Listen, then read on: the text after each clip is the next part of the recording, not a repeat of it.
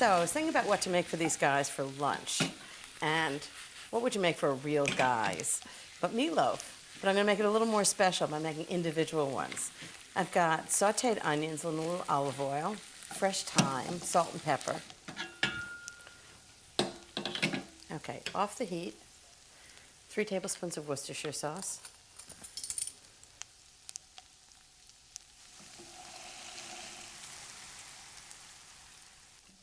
Give it lots of flavor and spice. 1/3 cup of chicken stock. And 1 tablespoon of tomato paste. All of this is to make it really moist. It's really thick. It won't come off the spoon. Just mix that together. And now I just need beef and breadcrumbs. So the first thing is 2½ pounds of ground beef. Then I'm going to put in 1/2 cup of dry breadcrumbs.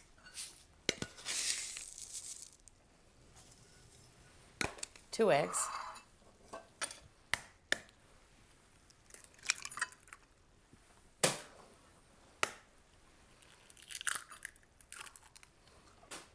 Just beat them lightly.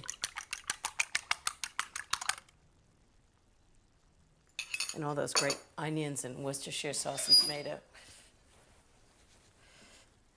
Just pour it all in. And the key to meatloaf is to mix it with a fork. You don't want to get it all compact. You want to sort of fluff it up and lighten it. I also make meatloaf with ground turkey, but I think these guys would like the real thing. Okay, that's nicely mixed. Now I'm going to make individual meatloaves. I'm going to form them by hand. I think they look really nice that way. So mix it lightly. I like them when they're hand formed like that. About a tablespoon of ketchup on each one. Just spread it out with a knife. Okay, into the oven, 350 degrees for about 40-45 minutes, and we're going to have our own meatloaves.